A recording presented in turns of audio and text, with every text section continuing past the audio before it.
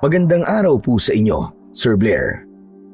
At sa lahat po ng mga solid na nakikinig sa inyong YouTube channel. Tawagin niyo na lamang po ako sa pangalang Freddy. 36 years old sa kasalukuyan. Matagal na po akong taga-subaybay ng channel ninyo. At ngayon lang po ako nagkaroon ng lakas na loob na sumulat para ibahagi ang aking karanasang hinding-hindi ko po malilimutan nung bata pa ako. Ito ay noong napadpad kami sa isang lugar malapit sa tinatawag naming baluarte ng mga aswang. Baluarte na ang ibig sabihin ay kuta o pugad ng mga mababangis na kampon ng kadiliman. Bumiyahe kasi kami ni Lola noon para dumalo sa isang family reunion na ginaganap namin taon-taon. At sa may parteng Visayas ang napili naming venue kung saan nakatira ang isang anak ni Lola. Excited na excited pa naman ako noon na muling makita ang mga pinsanin ko. Pero hindi namin inakala na sa taong yun, hindi kami makakadalo sa reunion. Naaksidente kami dahil sa kayabangan ng isang bus driver na siya palang magdadala sa amin ng isang karanasang ni sa panaginip ay hindi ko akalaing mangyayari. Ako po ulit si Freddy at ito ang aking kwento. Lola, malapit na po ba tayo? Nako apo, medyo malayo-layo pa. Baka mga 2 o 3 oras pa bago tayo makarating. Naku, ang layo naman po pala ng pupuntahan natin. Medyo nahihilo na po ako at pagod na po ako sa maghapon nating biyahe. Ikaw Lola, okay ka pa po ba? Oo naman. Huwag mo kong alalahanin. Matagal ko nang inihandaan sarili ko sa biyahe natin na to. Hindi ako nahihilo. Sanay na ako sa biyahe mula pa nung kabataan ko. Mabuti ka pa po Lola. Kanino kaya ako nagmana ng pagiging mahihiluin sa biyahe, no? Nagmana ka sa lolo mo. Tulad mo, madali din siya mahilo lalo na kapag aircon ang bus. Nako, ay talaga naman, panay ang suka nun. Suko talaga siya sa mga malayo ang biyahe na tulad nito. Sayang, sana sa inyo na lang po ako nagmana, no? Para kahit saan po ako makarating, hindi po ako nahihilo. Dahil sa sinabi ko, ay agad na binuksan ni Lola ang kanyang dalambag at may inilabas na isang piraso ng dahon. Nilamukos niya ito, saka iniabot sa akin. Kunin mo ito, apo. Amuyin mo para mawala yung hilo mo. Salamat po, Lola. Habang inaamoy-amoy ko ang dahon na ibinigay niya, ay nakaramdam ako ng ginawa. Pero ilang minuto lang ay biglang nagkaroon ng tensyon sa loob ng bus. Medyo bumilis na ang patakbo ng driver. May nakita kong bus na nasa unahan. Ayaw nitong magpa-overtake. Nanggigit-git kahit ilang beses nang binubusinahan. Lola, natatakot po ako. Baka mapano po tayo dito. Humigpit ang pagkakahawak ko sa sandalan ng upuan sa harap ko. Mas lalo kong natakot nang mapansing mga bangin ang nasa gilid ng kalsada. At sa bawat kurba, pakiramdam ko ay tumatagilid ang bus at anumang oras ay tutumba kami o mahuhulog. Tumingin ako sa labas at lalo akong nahilo. Napatingin sa akin si Lola. Agad siyang nag-alala nang makitang totoong natatakot ako.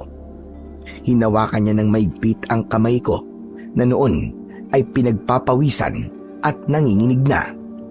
Huminahod ka lang, apo. Wala ka dapat na ikatakot kasi kasama mo ko. Walang mangyayaring masama sa atin. Sa sinabi niyang yon, ay medyo nakampante ako. Pero biglang purmeno ang bus nang biglang huminto ang nasa harap niya. Halos mauntog nga ako sa sandalan. Tapos yung driver parang wala lang. Nagmura lang siya ng malutong. Manong driver, abay magdahan-dahan ka naman. May mga batang nakasakay. Natatakot na sila sa pagmamaneho mo. Huwag ka namang magmadali. Ngunit hindi sumagot ang driver. Hindi siya lumingon sa aming mga pasahero. Nang makabawi na siya sa pagkakagulat, muli niyang pinaharurot ang sasakyan at mas lalo pang ang bumilis kesa kanina. Laya na naman siya! Sisingit na naman po! Sumingit ang bus sa makitid na espasyo sa pagitan ng nauunang bus at sa gilid ng bangin. Sigawan ng ibang pasahero. Halos isumpa nila ang driver. Ay naku naman! Papatayin mo ba kami ha? Magdahan-dahan ka! Nagkagulo na sa loob. Lahat ay nagrereklamo na. May mga bata na ring umiiyak. May nagdarasal ng malakas. Pero parang bingi ang driver. Wala man lang siyang reaksyon. Parang wala siyang ibang gusto kundi ang maunahan ng bus na nasa kanyang harapan. Wala na siyang pakialam sa mga pasahero niya. Abay iho, kung nagpapakamatay ka, huwag kang magdamay. Kawawa naman ang mga batang sakay mo. Itigil mo na itong bus. Pababa na lamang kami. Muling nagsalita si Lola. Mas nilakasan niya ang boses para siguradong marinig niya, pero wala. Hindi pa rin siya nakinig. Hanggang sa isang beses pa, sinubukan niya na unahan muli yung kabilang bus sa isang alanganing likuan.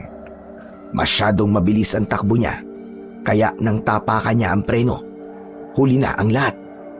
Hindi na kumapit ang mga gulong sa sementadong kalsada. Dumiretso kami sa bangin. Ilang segundo, narinig ko ang malakas na lagapak ng bus sa tubig. Malakas ang impact ng pagbagsak, kaya nabasag ang salamin sa unahan. Hindi ko na alam kung ano ang nangyari sa iba, pero si Lola naging maagap sa pagpapaalala sa akin. Freddy apo, hawakan mo ko na maigpit. Pero hindi ko kagad nahawakan si Lola.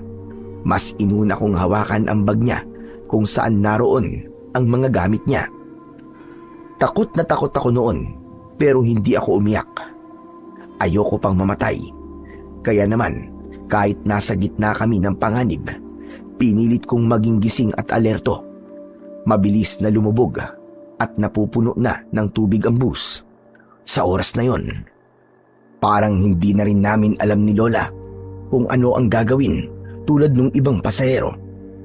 Pero nang makita kong basagan salamin sa tabi namin, doon na kami. Lumangoy ni Lola palabas sa lumulubog na bus. Nang nasa ibabaw na kami ng tubig, ay naramdaman naming dalawa ang malakas na agos ng ilog. Apo, huwag kang bibitiw sa akin kahit anong mangyari. Opo, Lola! Kakapit na po ako sa inyo! Magkahawak kamay kaming naanod. Sinubukan naming lumangoy papunta sa pangpang, pero masyadong malakas ang puwersa ng tubig. Ilang beses din kaming lumubog at lumitaw hanggang sa tila himala na may nakapitan kaming isang troso na marahil ay inanod din galing sa bundok. Nang makakapit kami doon, saka lang kami nakahinga ng maluwag. Salamat sa Diyos. Ligtas na tayo, Apo. Hindi na tayo malulunod. Kaya nga po, Lola. Mabuti na lang po at may kahoy.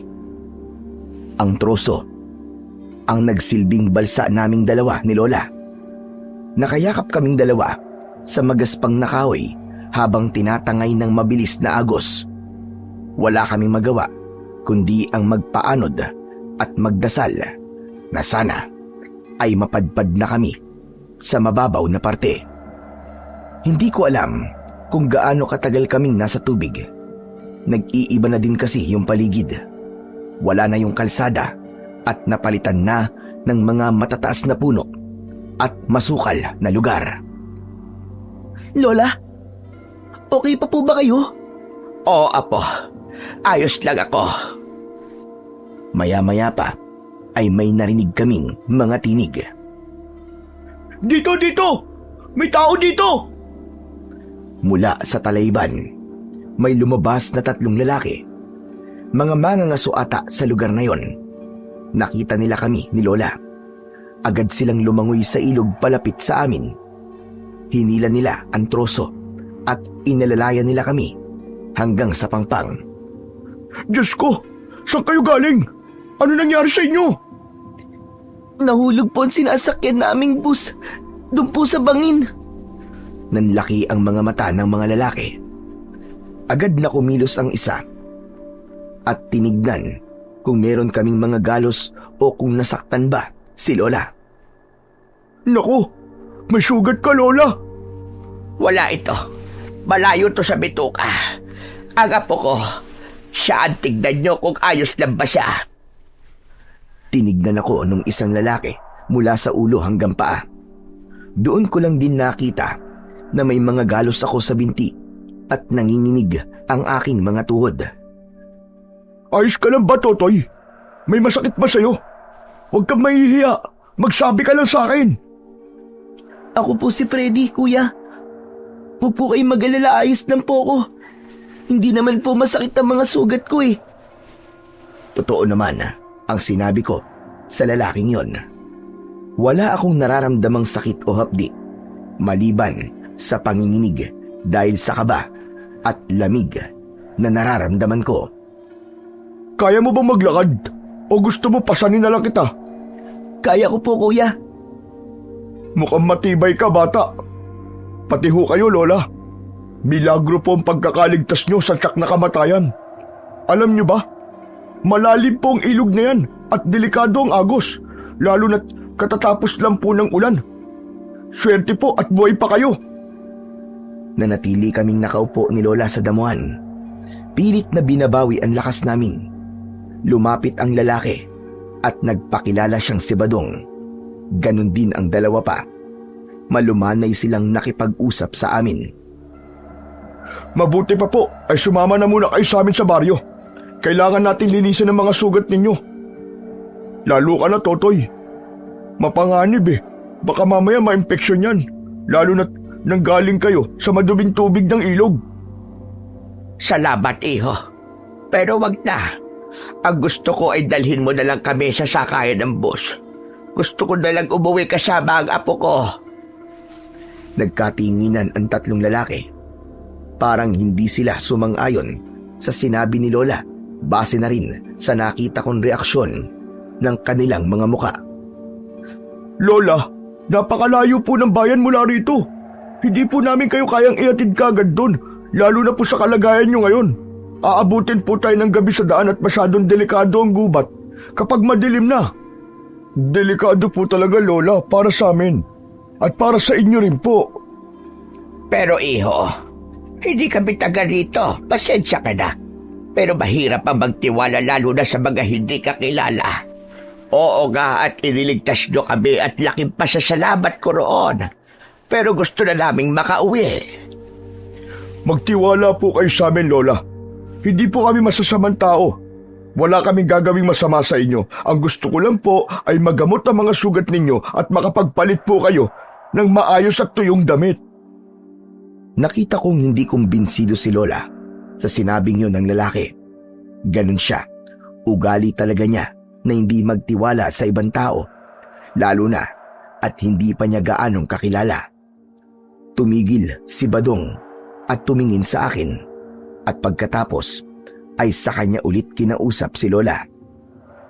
Maawa po kayo sa apo niyo, Lola. Sa ngayon, hindi pa po niya ramdam ang hapdi at kirot ng mga sugat niya dahil sa gulat at kaba sa nangyari sa kanya. Natural po na reaksyon niya ng katawan ng tao para makayanan po ang sakit. Pero mamaya po niyan, kapag humupa na po ang kaba, naku, sigurado po ako hahapdi po yan. At baka magkasakit pa po ang apo niyo. Pipilitin mo pa rin bang palakarin siya ng malayo sa ganyang kalagayan po niya? Tumingin si Lola sa akin. Nakita niya siguro yung panginginig ng katawan ko. kaya bigla siyang napabuntong hininga. Maya-maya pa ay nakita ko siyang tumango ng dahan-dahan. Oo na, sige na. Kung yun ang tingin niyong makabubuti sa apo ko, pumapayag na ako. Pero sigurado ha, mabubuti kayong tao. Naku, kapag hindi ako magdadalawang isip na parusahan kayo. Opo, promise po Lola. Mababait po kami. Wala nang nagawa si Lola, kundi ang sumunod. Kahit alam kong labag ito sa loob niya, napagtanto niyang kailangan talaga namin ng tulong. Inilalayan siya ni Kuya Badong na makatayo at saka sila naglakad. Nakasunod naman ako sa likuran nila. Grabe, ibang klase yung dinaanan namin. Masyadong makitid yung daan, tapos ay panay matataas na puno at makapal na damo ang nakikita ko sa paligid. Habang naglalakad ako, unti-unti ko nang nararamdaman ang tila pagbigat ng mga binti ko. Yung mga galos ko nagsisimula na ding humapdi, lalo na at paminsan-minsan ay nasasagi ng mga damo at sanga. Napansin yata ni Kuya Badong na medyo pipilay-pilay na ako na maglakad. Huminto siya sandali at lumingon sa akin. O Totoy, kaya pa ba? Halika, pasanin na kita. Mukhang hirap ka na maglakad eh. Hindi na po, Kuya Badong. Kaya ko pa po. Malapit naman na po siguro eh. Medyo malapit naman na. Pero sigurado ka ha, kaya mo pa ha. Kapag nahirapan ka na, huwag ka mahihiyang magsabi sa akin. Opo, kaya ko pa po. Sa totoo lang, ay nahihirapan na ako at nasasaktan. Pero ayokong maging pabigat. Ang laki-laki ko na kasi para magpabuhat pa. Saka nakikita kong may bit-bit din siyang mga gamit. Kaya naman, nahiya ako. Apo, bakit parang nabubutla ka? Kaya mo pa bang talaga? Naku, pwede naman tayong tumigil sandali kung pagod ka na. Huwag mong pilitin. Huwag na po la. Mas gusto ko po na bilisan na po natin para makapagpahinga na po tayo ng maayos. Ayoko po dito. Nakakatakot po kasi ang huni ng mga ibon eh. Para pong ang lapit-lapit nila. Halos sabay-sabay na napalingon sila sa akin. Anong ibon na sinasabi mo? Abay, wala naman ako naririnig na huni ng mga ibon ah. Meron po la.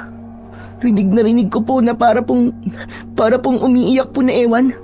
Tsaka napakarami po nila. Hindi niyo po ba naririnig? Ang iingay po nila. Agad na lumapit sa akin si Lola at hinawakan ako sa noo. Nako, mainit ka. Pakaguni-guni mo na lang ang naririnig mo. Dahil sa hilo mo at saka sa pagod. At ngayon may lagnat ka pa. Eh wala naman talagang huni na mga ibon. Napahinto si Lola sa pagsasalita. Napansin niyang huminto rin sa paglalakad sila Badong at ang dalawa niyang kasama. Seryoso ang muka ng mga lalaki at nakatingala sa mataas na puno na tila may pinakikiramdaman. Teka lang, huwag kayong maingay. Bakit? Anong meron, Badong? Basta Lola, at huwag rin po kayong gagalaw. Napatingin na rin kami sa itaas ni Lola. Mula sa malalagong dahon ng mga dambuhalang puno, biglang nagsiliparan ang napakaraming itim na ibon at sabay-sabay silang mumuni. Jesus Mariosep! Ano ba yan? Bakit ang dami nila? Mga uwak Lola, nabulabog po sila. Sabi na po sa inyo, Lola eh.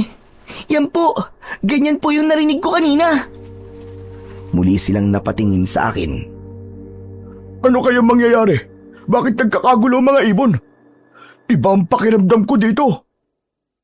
Agad na ipinaliwanag ng isang kasama ni Kuya Badong na parang isang masamang pangitain ang pagkakagulo ng mga uwak. Magpapaliwanag pa sana ang lalaki pero bigla siyang pinatigil ni Kuya Badong. Tama na yan. Bilisan na natin ang lakad. Hindi maganda na magtagal pa tayo dito. Tara na! Ano bang nangyayari, Badong? Bakit parang natatakot kayo? Ano bang meron talaga? Sabihin nyo nga. Wala naman po nangyayari, Lola. Gusto ko lang po na bilisan na natin ang paglalakad kasi baka may impeksyon na po ang mga sugat ninyo. Kawawa po to si Totoy. Freddy po ang pangalan ko. Hindi po Totoy. Pasensya ka na, Freddy. Nasanay lang kasi ako na yung mga bata sa amin ganyan ang tawag ko. O siya, sige na. Kailangan na natin magmadali. Tumango ako. Muli kaming naglakad. Pero sa muli naming pagpapatuloy, hindi ko maalis ang tingin ko sa itaas. Kahit wala na ang mga ibon, parang nararamdaman ko pa rin na may mga matang nakatingin sa amin mula sa itaas ng mga puno at sinusundan ang bawat hakbang namin. Ilang sandali pa, napansin ko na parang pamilyar na ang daang dinadaanan namin. Pakiramdam ko ay pabalik-balik na lang kami sa daan na yon. Kuya, teka, malapit na po ba tayo? Bakit parang kanina pa po tayo naglalakad pero parang paikot-ikot lang po tayo? Huwag kang mag-alala, Freddy. Konting tiis na lang. Mararating na natin ang bukana ng baryo. Pero lumipas ang ilang sandali. Naglalakad pa din kami. Wala pa rin akong nakitang kabayan. Kahit si Lola Ising ay hindi na rin nakatiis. Huminto siya sandali at hinarap ang tatlong lalaki. Sandali nga lang, mga iho. Umamin na kayo sa akin. Naliligaw ba tayo? Saan niyo ba talaga kami dadalhin na? Masyado nang masukal dito. Hindi po tayo maliligaw, Lola. Kabisado po namin ang gubat dahil dito po kami lumaki. Konting tiis na lang po. Kita niyo po ba yung mga malalaking puno na yon? Mula doon po, matatanaw na natin ang baryo. Muli kaming nagpatuloy sa paglalakad.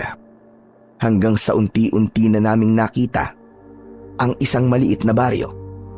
Nagkatinginan kami ni Lola. Sobra kasing tahimik ng lugar. Walang ingay ng mga sasakyan.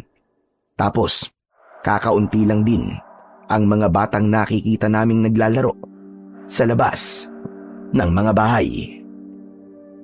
Naglakad pa kami at huminto sa isang kubo na medyo nakabukod sa iba. Simple lang din ang itsura nito, pero may naramdaman akong kakaibang aura. Ang bakuran niya ay puno ng mga tanim na iba't ibang halamang gamot. Bago pa kami makapasok sa mismong bahay, napansin na namin ni Lola na may ilang nakasabit na bagay sa itaas ng puno at mga bintana. May mga nakataling bawang, ilang piraso ng matitingkad na pulang tela at mga tuyong sanga ng suha. May nakita din akong nakasabit na buntot ng pagi sa gilid ng pintuan. Pasok po kayo, Lola Ising. Freddy. Binuksan niya ang pintuan. Pumasok kami ni Lola at nang nasa loob na kami, nagpaalam na yung dalawang kasama niya. Nang kaming tatlo na lang ang naiwan, agad na kumilos si Kuya Badong. Kumuha siya ng isang palayok at nagsimulang magdikdik ng mga dahon sa kusina. Kumuha rin siya ng mga tuyong sanga para magpaapoy. Napansin kong nakamasid lang sa bawat galaw niya si Lola. Nang matapos, ay lumapit na si Badong sa amin. Bit-bit ang hawak niyang palayok. Ano yung mga dinidikdik mo? At anong gagawin mo sa mga yan? Ito po ba, Lola? Gamot po ito para sa mga sugat ninyo. Itong dinikdik ko, mabisang pampampat ng kirot, sakit, at para maiwasan din ang pamamaga at impeksyon. Maya-maya lang po, itatapal ko na po ang mga ito sa mga sugat nyo. Pero kailangan ko munang hugasan ang mga yan bago tapalan. Pagkasabi nun, ay kumuha siya sa labas ng isang bungkus ng dahon at nilagay yon sa kumukulong tubig. Mga dahon naman po ito ng sambong at alagaw. Iinumin po ito ni Freddy mamaya para di siya tuluyang lagnatin. Tapos ito naman po mga dahon ng bayabas ang ipanlilinis natin sa mga sugat. Paano ka natutong manggamot? Bakit alam mo ang mga yan?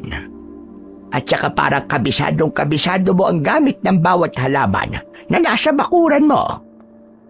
Naku kung hindi niyo po natatanong, anak po ako ng isang dating albularyo dito sa baryo namin. Itong mga gamot na to ang ginagamit sa akin ni tatay nung buhay pa siya. Kapag nilalagnat ako o kaya may masakit sa akin, naglalaga siya ng mga gatong dahon tapos pinapainom sa akin. Aba, mabuti at natatandaan mo pa ang mga yan. Mukhang magaling ka ding manggagamot, iho. Naku, hindi naman po masyado, Lola. Malayong-malayo po ako sa galing ng tatay ko. Hindi po kagaya niya. Laking panghihinayang ko nga po na hindi ko po kayang ituloy o gawin yung mga nagagawa niya noon. Apay bakit naman? Hindi ka ba niya tinuruan? O hindi ka ba niya pinamanahan ng mga dapat mong mamana bilang isang anak ng magaling na albularyo? Ano ho kasi, nung buhay pa po siya, parang laro lang po sa akin ng lahat ng ginagawa niya. Wala po akong pakialam. Kapag tinuturuan niya po ako, hindi ko po kinakabisa. Lalo na po yung mga orasyon at mga tamang paggamit ng mga anting-anting. Kapag nagtuturo siya, madalas lumalabas lang po sa kabilang tenga ko. Kasi ang gusto ko lang po nun, puro laro lang, puro pakikipagbarkada. Kaya nga nagsisisi ako ngayon. Abay sayang naman talaga kung ganon. Nung mawala ang tatay mo, meron bang pumalit sa kanya? Wala nga po Pero meron naman pong ibang albularyo dito, kaya lang po, hindi po siya kasing husay ni tatay. Talagang wala pong katulad ng tatay ko, Lola. Napatitig ako kay Kuya Badong. Oh, bakit? May dumi ba sa mukha ko? Kanina ka pa nakatitig sa akin, Freddy Wala naman po, Kuya Badong. Pero meron lang po akong gustong tanungin sa inyo. Ano ba yun? Para saan po yung mga nakasabit sa labas ng pinto nyo at mga bintana? Yun ba? Proteksyon yun. Alam nyo naman, nasa liblib na lugar kami, kaya naglalagay kami niyan para proteksyon. Proteksyon? Abay para saan? Sa mga aswang po, Lola. Po, may aswang po dito sa baryo nyo, Kuya Badong? Hindi niya ako sinagot. Naglakad siya ulit, papunta sa kusina at kinuha ang kaldero kung saan niya pinakuluan ang mga dahon. Isinali niya ang laman nun sa 2 tasa. Tapos, yung pinaglagaan naman ng dahon ng bayabas ay inilagay niya sa 2 palanggana at nagdagdag ng tubig. Isa-isa niyang inilapit ang mga yon sa amin ni Lola Ising. Heto po. Inumin niyo na po hanggang mainit pa. Medyo tiis lang po ng konti mapait ho yan Ang mahalaga po ay gumaling kayo kagad, lalong-lalo ka na, Totoy. Para kapag magaling ka na, may ahatid namin kayo sa bayan, dun sa may sakayan. Ikaw ang maghahatid sa amin. Naku, hindi po. Ang totoo po niyan, hindi pa po ako nakakarating sa bayan kahit minsan Iilan lang po talaga sa amin na nakakapunta dun. Tanging sina Kapitan at yung mga kasama niya lang. Magpapasama po tayo sa kanila kapag nagkataon para makauwi po kayo. Ganun ba? Sige. Akin na yan at iinumin ko na. Ikaw din na po. Ubusin mo ang lahat ng yan nang di na lumubha ang lagnat mo. Opo, Lola. Inabot ko ang tasa at sinimulang inumin. Totoo nga, medyo mapait ang gamot. Badong. Salamat sa pagtulong mo sa amin. Nakapasensya ka na kung medyo masungit ako kanina. Medyo nag-alangan lang talaga ako kasi hindi ko pa kayo kilala. Naku, ayos lang po yun, Lola. Naiintindihan ko naman po kayo. Habang iniinom namin ang mainit na tasa, inihanda na niya ang paghugas sa mga sugat namin. Itinapat niya ang isang palanggana sa akin at hinawakan niya ang aking mga paa. Sige, ibabad mo ang paa mo dito at ako na ang bahalang maghugas ng mga sugat mo. Lola Ising, siya na po muna ang uunahin ko Nako, huwag mo na akong alalahanin. Ako na lamang ang gagawa na sa akin. Kaya ko naman to, iho. Sige ho, kayo po ang bahala, Lola. Inilubog ko ang aking mga paa sa palanggana. Ramdam ko agad ang bagyang hapdi nang madikit ang tubig sa mga sariwang galos ko. Pero mabilis din itong napalitan ng nakaka-relax na pakiramdam. Maingat na kinuha ni Kuya Badong ang isang piraso ng tela at dahan-dahang sinimulang linisin ang paa ko. Tisin mo lang ng konti, Freddy Kailangan maalis ang mga dumi mula sa ilog at dun sa mga nilakaran natin kanina para hindi mamagato bukas. Wala akong nagawa kundi ang mapapikit at kumapit sa gilid ng upuan, at nang matapos, kinuha na niya ang mga dinikdik na dahon at marahang itinapal ang mga ito sa aking mga sugat. Tinalian din niya ito ng malinis na puting tela. O ayan, hayaan mo lang yan hanggang sa matuyo sa balat mo. Makakatulong yan para mabilis na gumaling ang mga sugat. Opo, kuya. Salamat po. Pagkatapos mag-asikaso, tumayo na siya at pumasok sa isang silid na nahaharangan ng kurtina. Paglabas niya, ay may dala na siyang mga gamit tulad ng unan, isang banig at isang kumot. Dito na muna kayo sa sala, Lola Ising. Pasensya na po kayo at maliit lang po ang bahay ko. Iisa lang po ang kwarto. Nako, iho. Huwag kang humingi ng pasensya dahil sobra-sobra na itong naitulog mo sa amin. Maraming salamat talaga. Ay oo nga pala, may nakalimutan pa ako. Pumasok siya ulit sa silid niya at paglabas niya ay may bitbit na siyang ilang piraso ng mga damit. Ito po pala ang bihisan nyo. Pagpasensyaan nyo na po, Lola Ising Mangyaring naiwang damit lang po yan ng namayapang nanay ko. Medyo matagal na nga pong nakatago yan sa damitan Tapos ito naman ang para sa'yo, Totoy. Mga damit ko yan nung medyo kasing laki mo ko. Mga luma na talaga pero maayos pa naman, pwede pang gamitin. Nako, salamat, iho. Sa wakas ay makakapagbihis na rin kami ng apo ko ng tuyong damit. Sige po, kayo na po ang bahala muna rito. Pupunta lang po ako dun sa may tumana para manguha po ng maiulam natin mamaya ng gulay. Matulog na ho kayo para makapagpahinga po kayo ng maayos. O sige, iho. Maraming salamat uli sa'yo. Wala pong anuman yun. Tumalikod na si Kuya Badong at naglakad palabas ng kanyang kubo. Naiwan naman kami ni Lola Ising sa loob ng bahay. Nagpunta sa kusina si Lola at hinanap doon ang CR, pero sabi niya ay nasa labas pa daw. Diyan ka lang muna, apo, ha? At dito na ako sa kusina magpapalit ng damit. Ikaw din, apo. Pagpalit ka na nang maging maginhawa na ang pakiramdam mo. Opo, Lola. Nang matapos kaming magbihis, ay agad na inilatag ni Lola ang banig sa saig na kawayan. Agad niya akong pinahiga. Sige na, matulog ka na, apo. Bukas makalawa tiyak na babalik na ang lakas mo. Magpagaling ka agad para makauwi na tayo. Sige na, pumikit ka na. Babantayan naman kita. Ngumiti ako kay Lola bilang pagsang-ayon. Laking ginhawa nang mailapat ko ang aking likod sa banig. Agad akong inantok. Pero sa kabila nito, hindi ako kagad nakatulog. Kung ano-ano kasi ang pumapasok sa isip ko. May tanong ako na hindi nasagot ni Kuya Badong kanina. Tapos ay napatingin ako sa may pinto at doon sa bawang na nakasabit. Lola, totoo kaya yung sinabi ni Kuya Badong kanina na may aswang dito? Naghintay ako sa sagot pero hindi sumagot si Lola. Bagkos ay narinig ko ang marahang hilik niya. Nakatulog siyang nakaupo. Ang ulo ay nakatagilid at bagyang nakabukas ang bibig. Marahil sa sobrang pagod. Si Lola talaga. Magbabantay daw pero nauna pang nakatulog. He? Hayaan mo na. Kawawa naman si Lola. Inayos ko ang unan at pilit kong pinikit ang mga mata ko hanggang sa tuluyan na rin akong nilamon ng antok. Ilang oras ang nakaraan ay nagising ako nang may maamoy na mabango at masarap na tinola.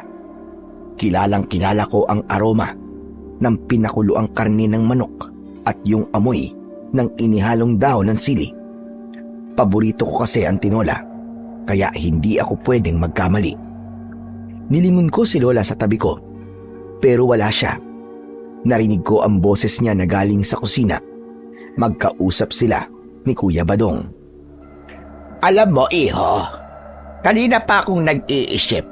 Doon sa sinabi mo na may aswang dito sa baryo nyo. Pwede mo bang ipaalam sa akin kung ano ang nangyayari dito? Lola, hindi ko po ugaling manakot ng mga dayo tulad ninyo. Pero dahil nandirito na lang din kayo, sasabihin ko na po ang totoo. Anong totoo? May isang lugar po dito sa gubat na tinatawag namin balwarte ng mga aswang. At doon po nakatira ang mga nilalang na matagal ng kaaway ng aming maliit na baryo. Ano ka mo? Baluarte?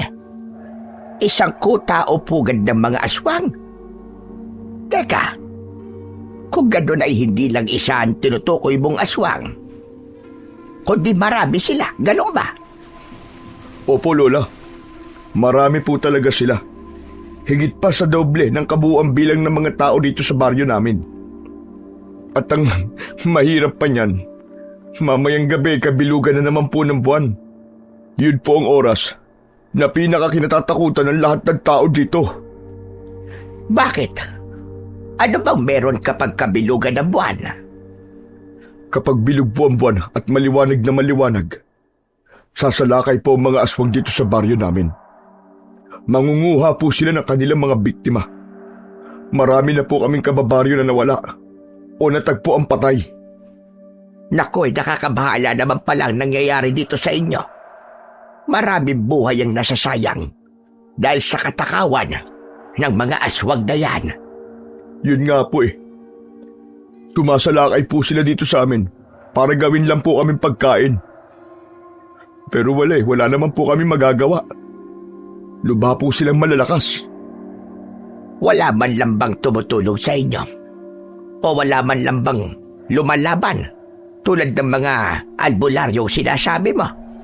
Hindi nila nilalabanan ng mga aswang? Hindi po. Mangyaring maging sila po ay takot din. Pero alam niyo po ba, nung buhay pa po ang tatay ko, hindi po ganito rito. Kahit papano payapa po ang baryo namin. Si tatay po ang nagsisilbing tagapagtanggol namin laban sa kanila. May mga gamit po kasing anting-anting ang tatay ko at madami din po siyang alam na mga orasyon. Tapos magaling din po siyang humawak ng iba't ibang klaseng sandata.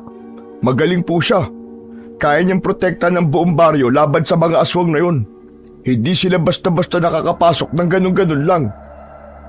Kung kaya ng tatay mo, bakit hindi nila kaya?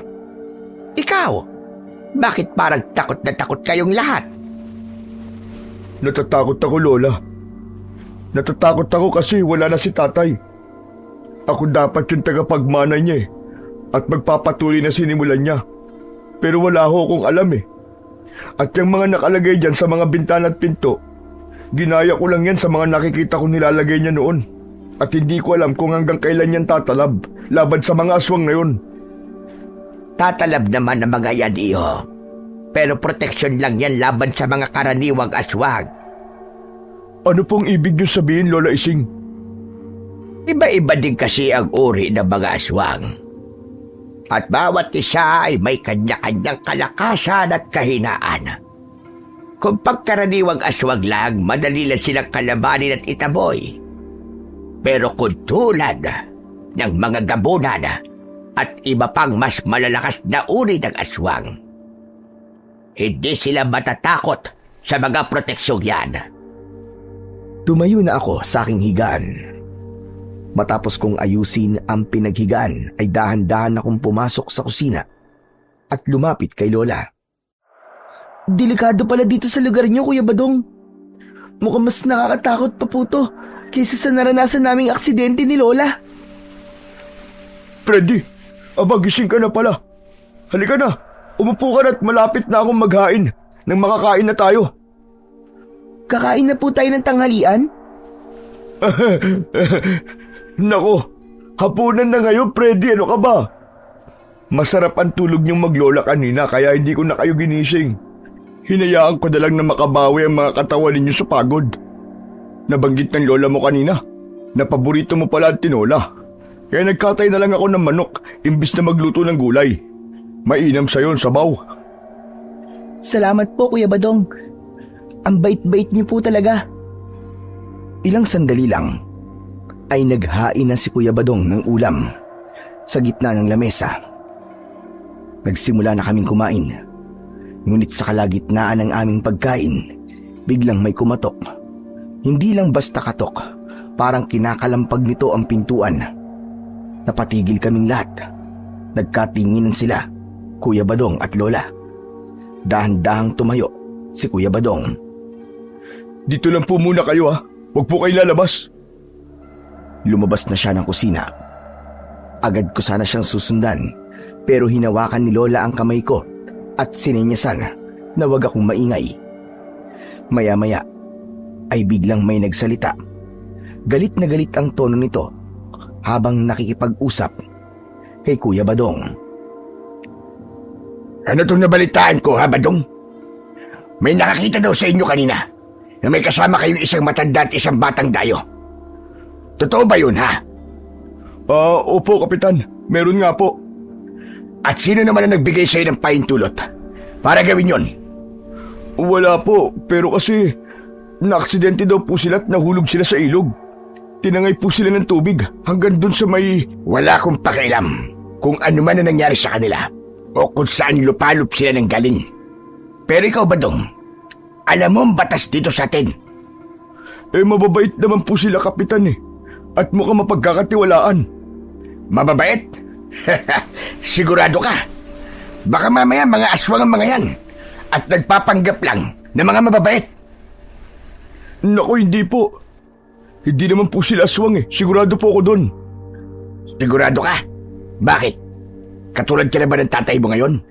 Marunong ka nang tumingin kung aswang o hindi ang isang naligaw na tao dito? Talaga bang ipapahamak mo ang buong baryo dyan sa katangahan mong yan? Bawal magpapasok ng sino mang hindi taga rito, lalo na't kabilugan ng buwan mamaya.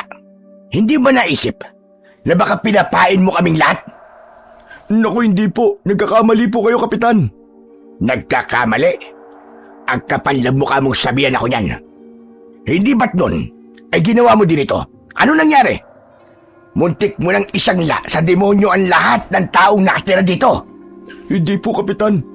Sa pagkakataon po ito, alam ko po hindi nila ako niloloko.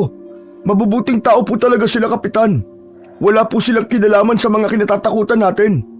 Sugatan po ang matanda at may lagnat naman po ang bata. Huwag na po kayong magalit. Kailangan po talaga nila ng tulong. Wala akong pakialam kung kailangan nila ng tulong. Ang batas ay batas. At ang batas ay para sa kaligtasan ng mas nakararami. Kailangan mo sundin yun. Hala, sige. Palayasin mo sila rito sa baryo. Palayasin mo ngayon din.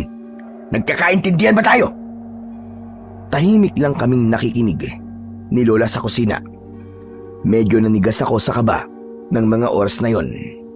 Sumapit na kasi ang dapit hapon. Kaya naman, alam kong hindi madali para sa aming maglola ang lumabas at maglakad sa gubat kung sakali mang palayasin kami. Pero Kapitan, paggabi na. May sakit po yung bata eh. Mamamatay sila sa labas. Maawa naman po kayo. Maawa?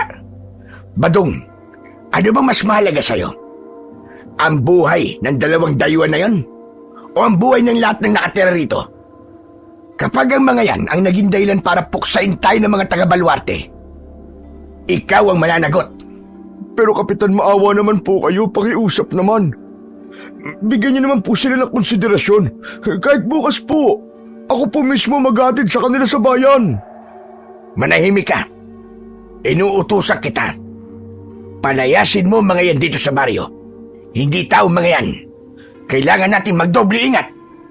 Tao sila, Kapitan. Kitang-kita ko po ang dugo nila. Ba't bang tigas ang ulo mo?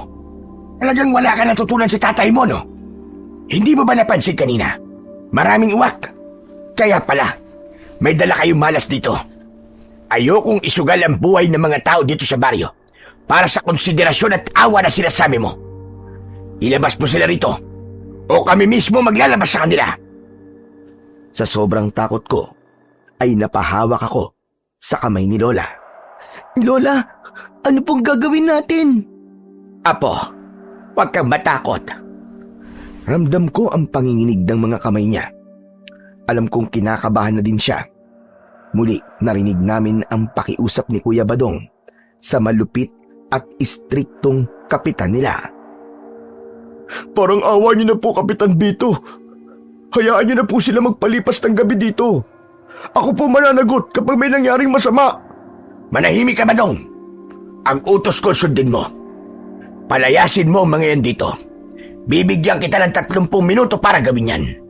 At kapag hindi mo ginawa, may kalalagyan ka talaga, Badong, maniwala ka. Padabog na umalis si kapitan at narinig naming malakas ang pagbagsak ng pinto. Lumapit si Kuya Badong sa amin. Puno ng pag-aalala ang kanyang muka. Pasensya na po kayo, Lola Ising, Freddy. Hindi ko akalaing mangyayari to. Huwag kang mag-alala sa amin, Badong. Kung talagang hindi kami pwede dito, aalis na lang kami. Hindi pwedeng pati ikaw ay mapahamak ng dahil sa amin. Ayoko din na kami maging sanhi ng gulo rito. Hindi, Lola, hindi kayo aalis. Mapanganib po sa gubat lalo na sa ganitong oras eh. Kamatayan po nag-aantay sa inyo doon. Dito lang ho kayo. Ako po ang haharap sa kanila kung bumalik man sila. Tsaka meron po akong naisip na plano. Ano yun, Badong? Mamaya po, pagbalik nila, magtago po kayong dalawa. Magtago? Saan po kami pwedeng magtago dito, Kuya Badong? Iginala ko ang aking mga mata sa loob ng maliit na kubo. Naghanap ako ng kahit na anong sulok na pwedeng pagtaguan. Pero tila imposible ang sinasabi ni Kuya Badong. Ang bahay niya ay isang tipikal lang na kubo. May maliit na sala, may kusina at isang kwarto. Tumingin ako sa ilalim ng lamesa pero masyadong lantad doon. Tinignan ko ang kaisa-isang aparador sa sulok na gawa sa kahoy. Pero naisip ko na ako lang ang kasya doon. Teka, Kuya Badong, nagbibiro ka ba? Wala namang matataguan dito eh. Kung papasok sila dito, makikita nila kami. At tsak, pwersahan nila kaming ilalabas at ipapatapon sa gubat. Makikita nila kami dito, Kuya. Ngumiti si Kuya Badong. Tinawag niya kami sa sala. At nang nandun na kami, inalis niya ang banig na inilatag ni Lola kanina. Tapos ay may konting binutingting doon. Maya-maya pa ay may iniangat siya. Isang trapdoor o isang maliit na pintuan. Dito po, nung buhay pa si tatay, gumawa siya ng maliit na silong sa ilalim mismo ng bahay namin. Dito nung nagtatago si tatay kapag kailangan niya ng katahimikan. Sigurado ka bang ligtas kami riyan? Hindi ba nila kami mahahanap kung sakaling pasukin nila ang bahay mo? Naku, hindi po, Lola Ising. Wala pong nakakaalam ng taguan na yan maliban sa akin at kay tatay. Kahit si Kapitan Bito pa po, hindi alam na may silong ang kubong to. Mamaya po pagdating nila, sasabihin ko po na pinalayas ko na po kayo at tumuloy na kayo sa gubat dahil sa takot. Magsisinungaling po kayo sa mga kababaryo niyo para sa amin, Kuya Badong? Oo, Freddy. Yung kasi ang kailangan eh. Kung sasabihin ko sa kanila totoo, kukunin nila kayo at itatapon sa gubat kung saan wala kayong kalaban-laban ng lola mo. Mas pipiliin ko pa magsinungaling kaysa hayaan kayong mamatay. Hindi kami nakasagot ni Lola. Maya-maya pa, may narinig na akong mga yabag na papalapit. Madami sila, sigurado ko. Malinaw na malinaw kong naririnig ang mga naaapakan nilang mga tuyong dahon at damo. Diyos ko, pabalik na po sila dito. Ano? Agad-agad? Wala pa nga 30 minuto ah. Maniwala po kayo sa akin. Hindi lang po si Kapitan ang pabalik dito. Marami po sila. Naku, dali. Pumasok na kayo dyan sa loob. Bilisan nyo. Dahan-dahan kaming bumaba ni Lola sa silong. At pagkatapos, nang nakapwesto na kami, ibinalik na ni Kuya Badong ang trapdoor at ang banig sa ibabaw namin. Binalot kami ng kadiliman ng sandaling yon. Ilang sandali pa ay may kumatok na sa pinto. Halos magulat ako sa lakas ng kanyang mga katok. Ano ba? Buksan mo ang pinto mo, Badong! Narinig ko ang pagbukas ng pinto. Nasaan ang mga dayuan? Ibigay mo sila sa amin! Wala na po. Pinalayas ko na po sila. Eh di ba yun naman po ang gusto nyo? Huwag mo akong pinagluloko, Badong, ha? Ilabas mo sila ngayon din! Aba, sandali lang naman po, Kapitan. Di ba tinutusan niyo ako kanina na paalisin na sila? Ginawa ko na ho yun. Sino pa nga hanapin niyo dito? Tumabi ka riyan! Wala akong tiwala sa'yo. Sige mga kasama, halugugin ang kubo na to. Kailangan natin makita ang mga yan nang di na makapaminsala pa. Nagsimula na ang ingay sa itaas. Narinig ko ang pagbukas ng aparador at ang pagbagsak ng iba't ibang gamit sa loob ng bahay. At kapag nadadaanan nila ang trapdoor, ay nalalaglag ang konting alikabok sa mukha namin. Tinakpan ni Lola ang bibig ko gamit ang kanyang palad. Sinyalis na kahit na anong mangyari ay wag akong gagawa ng tunog o ingay. Samantala, may isang pares ng paan tumigil mismo sa ibabaw ng trapdoor kung nasaan kami. Narinig ko ang mabigat na paghinga ng lalaking nakatayo doon.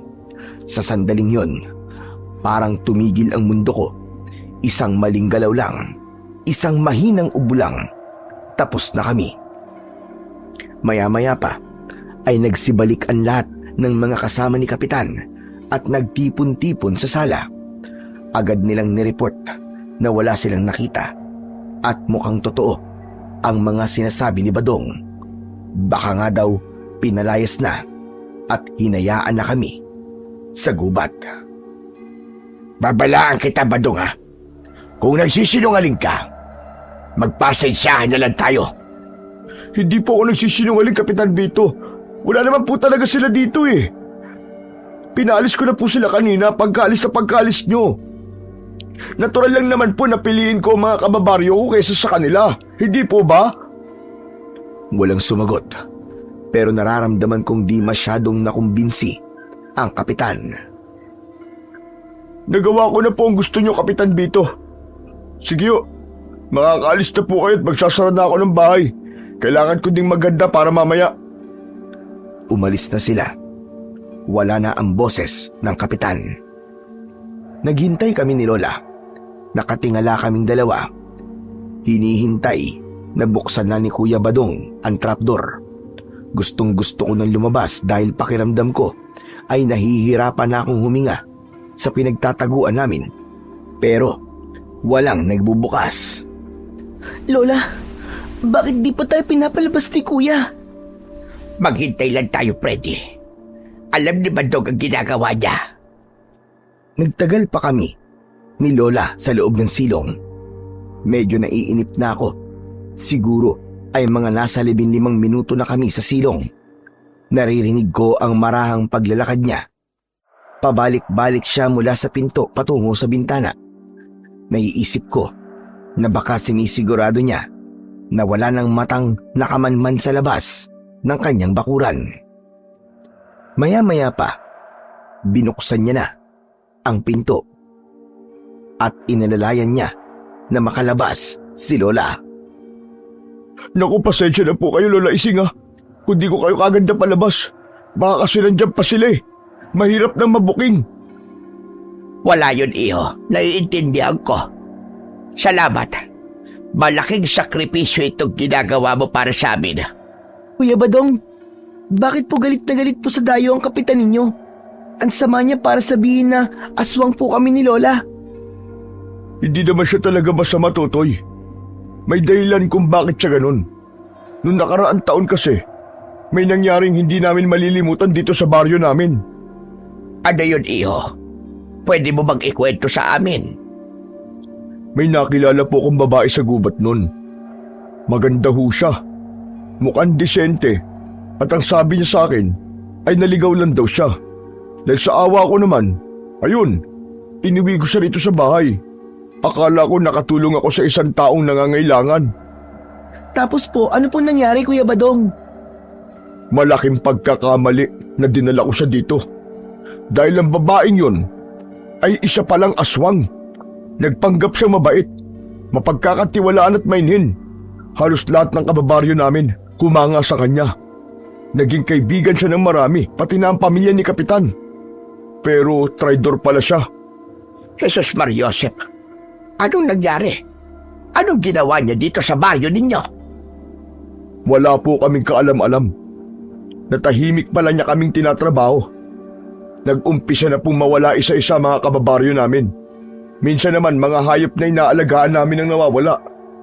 Akala ko po nawala lang sila o naligaw sa pangangaso. Pero hindi pala.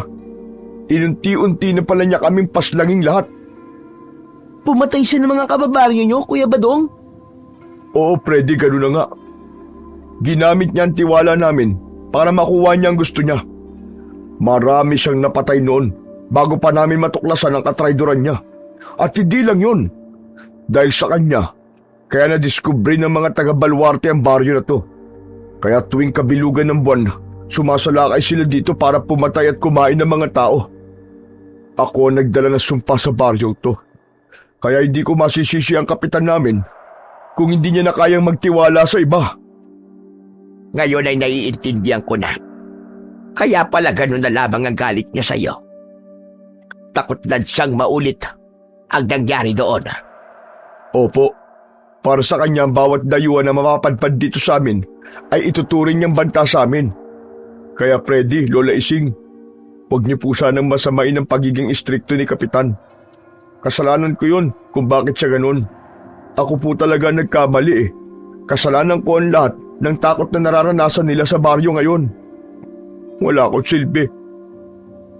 Hindi kasi ako katulad ng tatay ko. Huwag niyo pagsisihin ang sarili niyo. Di niyo naman po alam na ganun siya, di ba? Hindi nga, Freddy. Pero kasalanan ko pa rin yun eh. Ako nagdala sa kanya rito eh. Ako nagbukas ng pinto ng baryo para sa isang halimaw.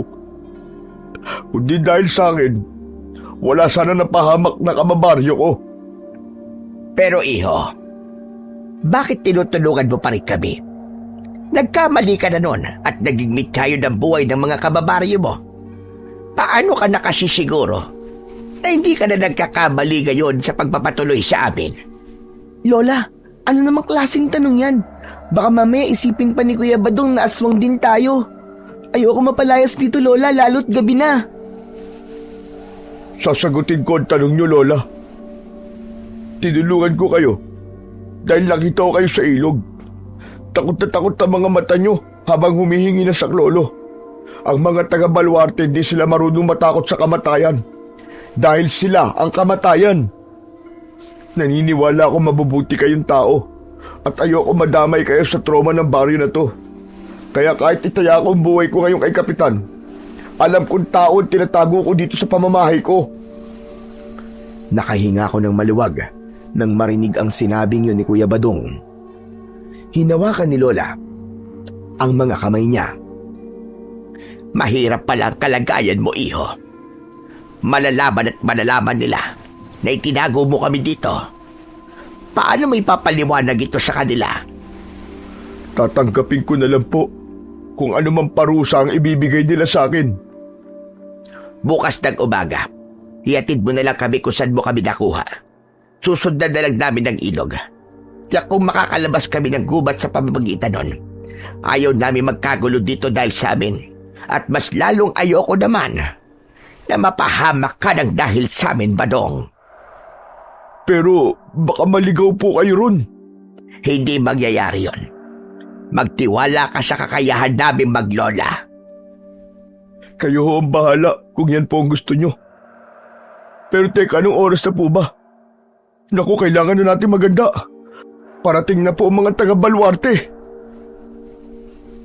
Ang mga aswang, Kuya. Naku, Tepo, ano pong gagawin natin? Asin. Kailangan natin ng maraming asin. Sige na, iho. Gawin mo na dapat mong gawin. Saka pala, yung bag ko, Freddy. Nakita mo ba kung nasaan? Opo, Lola. Naku, mabuti nilang pala. At hindi yun nakita nila Kapitan kanina. Kundi, lagot po tayo. Pasalamat na lang tayo. At tinulungan tayo ng Panginoong Diyos para hindi makita yon. Umalis na si Kuya Badong at pumunta sa kusina para kumuha ng asin. Maya-maya pa ay nakita kong hinahagisan niya na ang lahat ng sulok ng bahay, lalo na sa may bandang pintuan at tapat ng bintana. Hinayaan lang namin siya ni Lola Ising. Lola, bakit hindi niyo po sinabi kay Kuya Badong po ang tungkol sa inyo? Para naman hindi na po siya matakot ng ganyan. Walang dapat na makaalam. Ayoko magtagal dito, Apo. Ibig bang sabihin yan, wala kayong balak na tulungan ng mga tao rito? Nakita niyo naman po kung paanong handang isakripisyo ni Kuya Badong ang sarili niya para po sa atin. Bumuntong hininga si Lola. Alam ko ang sekreto niya. Sa baryo namin ay hindi siya ordinaryong matanda. Kinakatakutan siya at iginagalang na albularyo. Pumapatay din siya ng mga aswang. Marami ng aswang ang sumubok sa kanya noon, pero lahat sila ay natalo o napatay niya gamit ang kanyang lihim na orasyon at mga gamit na siya lamang ang nakakaalam na gamitin. Hindi tayo napadpad dito para makipaglaban. Aksidente lamang ang pagkakaanod natin dito. Kapag nagpakilala ko, baka hindi na tayo pakawalan ng mga tao. Gagamitin na nila ako para pumaslang ng mga kalaban nila. Ayokong maging mersenaryo ng ibang baryo. Lola, ano po bang masama dun? Di ba tungkulin niyo naman po yun? Iba ang sitwasyon dito, Apo. Narinig mo naman na sinabi nila, hindi ba? Maraming aswang ang kalaban nila. Sa tingin mo ba ay kakayanin ko yun? Abay, matanda na ako, Apo. Pero pwede naman po tayong tumulong sa paraang kaya natin, Lola. Tsak naman po na hindi tayo lalaban na tayo lang. Hindi pwedeng magtiwala agad-agad sa ibang tao. Kapag nalaban nila kakayahan ko, may posibilidad na ituring nila akong armas. Ako ang ibabala nila sa baluarte para ubusin ang mga kaaway nila. At kapag tapos na ang laban, baka hindi na rin nila tayo paalisin dahil kailangan nila ng proteksyon habang buhay. Ayokong maging bilago sa sarili kong kakayahan, lalo na dito sa lugar na hindi naman atin. Pero Lola, kawawa naman po sila dito. Tama na. Basta huwag ka na lang maingay. Uuwi na tayo bukas. Bigla kaming napahinto sa pag-uusap nang makita namin si Kuya Baldo na nagsasaboy na ng asin sa sala. Naku, pasensya na po ah. Kailangan niyo po munang tumabi ng konti para masabuyan ko po ang parting yan. Tumingin si Lola kay Kuya Badong. Nakita ko ang bahagyang paglambot ng kanyang ekspresyon. Marahil ay naawa siya sa binata na pilit ginagawa ang lahat kahit kulang sa kalaman. Dahan-dahang lumayo si Lola at lumapit sa kanya. Hindi sapat ang mga pagontra mo, iho. Akin na. Ibigay mo sa akin yan. Tapos kumuha ka ng isang pirasong telang puti at itak na walang kalawang. Dali, bago pa sila dumating. Po, bakit po kailangan ng itak at puting tela? Huwag ka na maraming tanong, iyo. Sige na, gawin mo na lamang ang inuutos ko sa'yo. Ngayon din. Kita ko ang pagtataka sa muka ni Kuya Badong, lalo na nang marinig niya ang boses ni Lola. Hindi na ito tulad kanina. Puno na ito ngayon ng otoridad na parang kahit sino ay mapapasunod niya. At ikaw naman, Freddy, kunin mo ang bag ko. Ilabas mo ang pulang pitaka. Mabilis kong kinuha ang bag niya. Habang nakatalikod ako, ay hindi ko mapigilang mapangiti. Alam ko kasi na kahit na anong tanggi ni Lola kanina, hindi niya talaga matitiis si Kuya Badong, lalo na't nakikita niyang tapat ang binata sa pagtulong sa amin. Inabot ko sa kanya ang maliit na pulang pitaka. Ilang sandali pa ay bumalik na rin si Kuya Badong, bitbit ang isang mahabang itak at malinis na telang puti. Nanginginig ang kamay niya habang iniaabot ito kay Lola. Heto na po, Lola Ising. Binuksan ni Lola ang pulang pitaka. May inilabas siyang isang tuyong ugat ng halaman na kulay itim at isang maliit na botelya na may lamang mapulang likido. Kinuha niya ang itak. Ibinalot niya ng puting tela ang hawakan nito at pinahiran ng pulang likido ang talim ng itak habang bumubulong ng isang orasyon. Maya-maya lang ay bigla akong natigilan. May narinig akong mga alulong. Lola, Nararamdaman ko po na naghahanda na sila. Papunta na po ang mga aswang dito.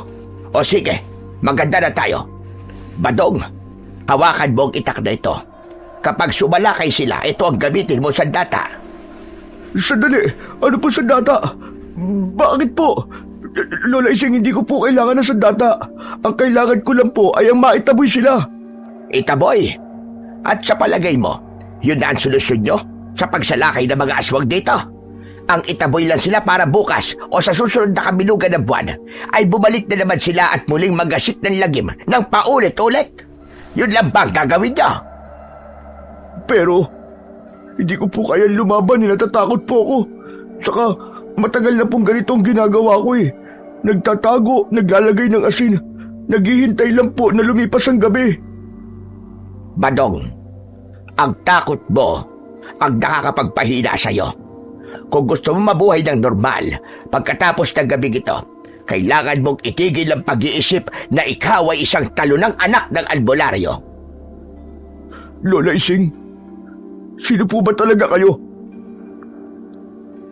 Hindi na nakasagot si Lola dahil biglang umalingaw-ngaw ang nakakakilabot na alulong ng mga aso sa buong baryo. Narinig ko, may mga nagsisigawang tao, may mga umiiyak, takot na takot silang lahat. Bata, matanda. Narinig ko ang malalakas na kalampag ng mga bubong, tapos may humihingi ng saklolo. Bawat hiyawan na naririnig namin ay parang sumpa na tumatagos sa isip ko. Napatakip ako ng tenga habang nakayuko sa sahig. Hirap na hirap ako, lalo na at iniisip kong bawat sigaw na naririnig ko ay isang buhay ang nawawala. Lola, kawawa naman po sila. Huwag kang maingay, Apo. Patuloy na nakiramdam ang dalawa kong kasama. Pero ilang sandali ang lumipas. Wala ni isa man sa mga aswang na yon ang lumapit sa kubo ni Kuya Badong. Hindi ako nakatiis. Sa gitna ng takot ay mas nanaig ang kuryosidad ko. Dahan-dahan akong tumayo at lumapit sa may bintana. Sumilip ako ng bahagya sa maliit na siwang. May isang nilalang na nakatayo mismo sa bakuran. Ilang metro lang ang layo mula sa amin. Anyong tao siya, pero baluktot ang kanyang likod. May mahaba rin siyang kuko. May mga pangil at mapupula ang kanyang mga mata. Totoong aswang ang nakita ko. Nakatitig lang siya sa kubo at hindi siya gumagalaw. Freddy, lumayo ka dyan, Apo! Mabilis niya akong hinila palayo sa bintana. Lola, may aswang po sa labas. Nakatingin lang po siya. Para pong nanunubok. Talaga ba? Oo, kuya. Tignan mo. Bahagyang lumapit si Kuya Badong sa may bintana. Pero hindi na siya sumilip. Bigla siyang napalingon kay Lola. Nagtatanong ang kanyang mga titig. Bakit po hindi ako sinasalakay ngayon ng mga aswang? Dahil alam niya na may mas matapang na nilalang sa loob ng bahay na to kesa sa kanila. Ano ho? Mas matapang? Sino po? Ako ba? Kanina pa nga ako nanginginig sa nervyos eh. Napatingin si Lola sa akin. Pagkatapos ay muling bumaling kay Kuya Badong. Hindi ikaw ang kinatatakutan nila. Kung ganun po ay sino? Saglit siyang nagpalipat-lipat ng tingin sa amin ni Lola. Baka sa mukha niya ang matinding kalituhan. Biglang naging matigas ang kanyang anyo at dahan-dahang itinaas ang itak. Ikaw? Bakit? Bakit sila takot sa'yo? Huwag mo sabihin. Nagulat ako nang makita kong itinutok niya ang hawak na itak kay Lola. Teka, sandali lang, kuya. Ano ginagawa mo? Ibaba mo yan. At bakit kayo bababa? Siguro, kaya walang lumalapit na aswang dito. Ay isa rin kayo sa kanila. Hindi. Pabira naman yan, oo. Ano na naman ba itong ginawa ko? Huminahong ka, Badong. Ibaba mo yung arbas mo. Kung aswang ako, kanina ka pa sana namin ginawang hapunan. At kung aswang ako, bakit naman kita tuturuan maglagay ng pangontra? Sige nga. Dahil baka nililito mo lang ako. Sino ba talaga kayo? Isa kong albularyo na tulad ng tatay mo. At hindi lang isang ordinaryong albularyo. Tulad ng tatay mo. Pumapatay din ako ng mga aswang. Nanlaki ang mga mata ni Badong. Dahan-dahan niyang ibinaba ang itak. Tapos ay biglang napayuko. Parang biglang nahiya. Pero mabilis din siyang muling tumingin kay Lola Ising. Katulad po kayo ni tatay. Kung ganun kaya mo silang labanan, kaya nyo kaming iligtas sa mga taga-Baluarte. Naku, salamat sa Panginoon. At napadpad kayo dito. Sa wakas, may lalaban na para sa amin. Huwag ka magpasalamat. Dahil hindi ko gagawin yan. Po, pero bakit po? Ito talaga ang iniiwasan ko mangyari. Kaya hindi ko kagad sinabi ang totoo. Badong, hindi ko kayo matutulungan sa paraang gusto mo. Una, matanda na ako. Hindi ko na kayang tumapos ng napakaraming aswang sa iisang labanan. Kayo ang dapat na lumaban. Ano ho, kami? Hindi namin kaya, Lola. Ikaw ang may kakayahan. Tulungan niyo ho kami. Makinig ka. Kapag pinatay ko ang ilan sa mga aswang na yan ngayon, bukas ay aasa na naman kayo sa akin. Paano kapag wala na ako? Paano kapag nakaalis na kami rito? Kayo ang dapat na matutong magtanggol sa sarili niyong baryo. Hindi pwedeng habang buhay ay matatakot kayo at aasa na lamang sa ibang tao. Hinawakan ni Lola ang balikat ni Kuya Badong habang tinititigan ito ng diretsyo sa mga mata. Ang kapangyarihan ng tatay mo ay nasa iyo, Badong. Dugo niya ang nananalaytay sa mga ugat mo. Tutulungan kitang mailabas kung sino ka talaga at kung ano ang kaya mong gawin. Pero ito ang tandaan mo. Ikaw ang lalaban. Hindi ako ang magiging bayani rito, kundi ikaw. Tumitig si Kuya Badong kay Lola. Tila unti-unting tinatanggap ang hamon. Meron ba naiwang mga anting-anting o kahit na anong gamit ang tatay mo rito? Opo, meron. Meron po siyang itim na kahon sa ilalim ng higaan. Sabi niya wag ko raw po ito bubuksan hanggat hindi pa ako handa. Handa ka na. Ito na ang oras para yakapin mo ang iniwan tungkulin ng iyong ama. Hala, sige. Kunin mo yon ngayon din. Mabilis na kumilos si Kuya Badong. Pagbalik niya, hawak na niya ang isang lumang kahon na gawa sa kahoy. Nang buksan niya ito, tumambad ang isang medalyon na tanso na may nakaukit na kakaibang letra at isang maliit na panyo na may nakasulat na orasyon. Kinuha ni Lola ang medalyon at isinuot ito sa leeg ni Kuya Badong. Inilagay niya ang kanyang palad sa balikat nito at pumikit. Narinig ko ang mabilis at mahihinang bulong ni Lola. Sa palagay ko ay umuusal siya ng isang orasyon. Ano, Badong? Nararamdaman mo na ba ang kuryente? Opo, Lola. Parang may kuryente nga gumagapang sa kaloob-looban ng katawan ko. Tama. Ganyan nga ang dapat mo maramdaman. Dahil nagiging isa na kayo ng medalyon. Tinanggap mo na ang kapangyarihan. Ngayon ay lumabas ka at harapin mo ang mga aswang na nasa labas. Huwag kang matakot sa kanila. Gamitin mo ang galing mo sa pangangaso. Isipin mo na ang mga aswang na yan ay mga hayop lang na kailangan mong mahuli o mapatay. Dahil sa motibasyon ni Lola, nakita ko ang pagbabago sa muka ni Kuya Badong. Naging mas matapang ito. Makaraan ng ilang sandali, hinawakan niya ng maigpit ang itak at hindi nagdalawang isip na lumabas at lumaban. Talaga bang kaya niya, Lola? Oo naman. Malakas siya at matalino. Kaya niya yan. Sandali, bakit po kayo tumatawa? Wala bang bisa yung orasyon niyo? Yung medalyon? Naku, Lola, baka mapahamak po siya. Humilahon ka nga, Frede. Kailangan natin magtiwala sa kanya para pagkatiwalaan din niya ang kanyang sarili. Mabilis akong pumunta sa may bintana. Ibinukas ko yun para mapanood ang ginagawang pakikipaglaban ni Kuya Badong sa mga aswang. Sakto naman pagbukas ko ng bintana ay nakita kong umatake ang aswang gamit ang matutulis niyang kuko. Pero mabilis na nakailag si Kuya Badong. At nang muling sumunggab ang kalabang aswang, sinalubong niya ito ng isang malakas na sipa sa dibdib na nagpatalsik sa nilalang. Yun! Ang galing mo, Kuya Badong! Isa pa! Napatingin siya sa akin at ngumiti. Itinaas niya ang hawak na itak bago muling hinarap ang aswang. Bago pa man makabangon ito, agad niya na itong nilapitan at itinarak ang itak sa mismong dibdib nito. Umalingaw-ngaw ang malakas na sigaw ng aswang sa paligid.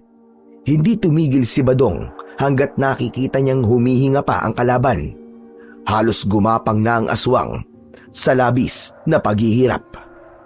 At sa huli, unti-unti itong nalagutan ng hininga. Ngunit hindi pa doon natatapos ang laban. Matapos mapatay ang aswang, ay naglabasan ang iba pang aswang. 4 yun, at dahan-dahan siyang pinaligiran. Ngunit sa halip na matakot, ay mas lalo siyang nanggigil. Mas hinigpitan niya ang pagkakahawak sa kanyang sandatang itak. Inisip niya ang bawat pangangaso niya sa gubat. Ang unang aswang ay sumugod mula sa likuran, pero tila may mata sa likod si Kuya Badong. Umikot siya at iwinasiwas ang itak. Saktong tumama ito sa liig ng nilalang. Natigpas ang ulo nito at gumulong sa lupa.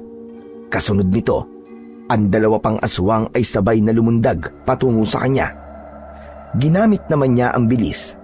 Lumusot siya sa ilalim ng isa at sinaksak naman ang nahuli pagkababa nito sa lupa. Tignan mo, Lola! Ang galing niya makipaglaban! Astig! Sabi ko naman sa'yo, hindi ba?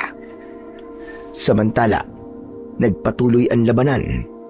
Sa loob ng ilang minuto, ay natalo na din niya at napatay ang 3 aswang. Ngunit ang isang natitira ay mabilis na tumakbo pabalik sa gubat. Humarap si Badong sa amin. Punong-puno ng dugo ang kanyang suot. Eksaktong pagkatapos ng bakbakan, narinig namin ang mga papalapit na yabag. Nakita namin ang grupo ni na kapitan na armado ng mga itak at sibat.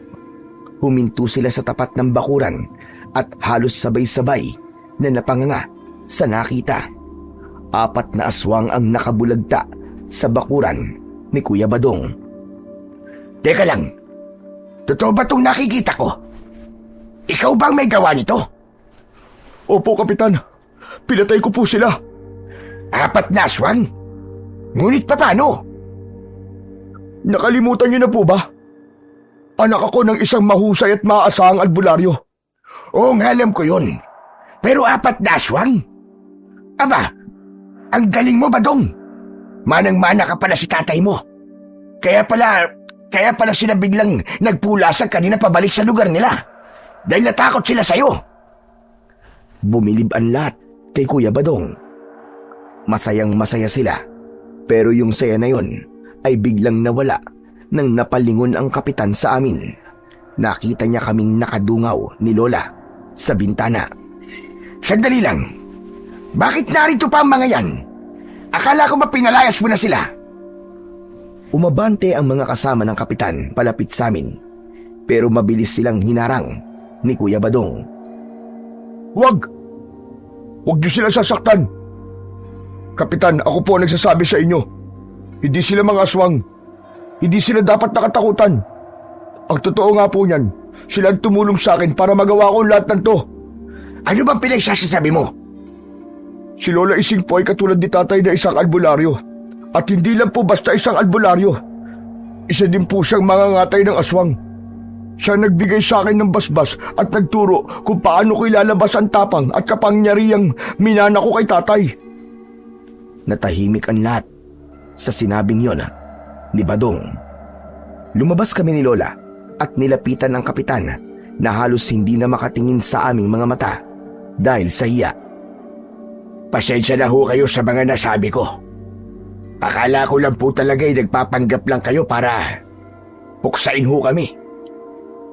Patawarin niyo ho ako. Naiintindihan kita, Kapitan.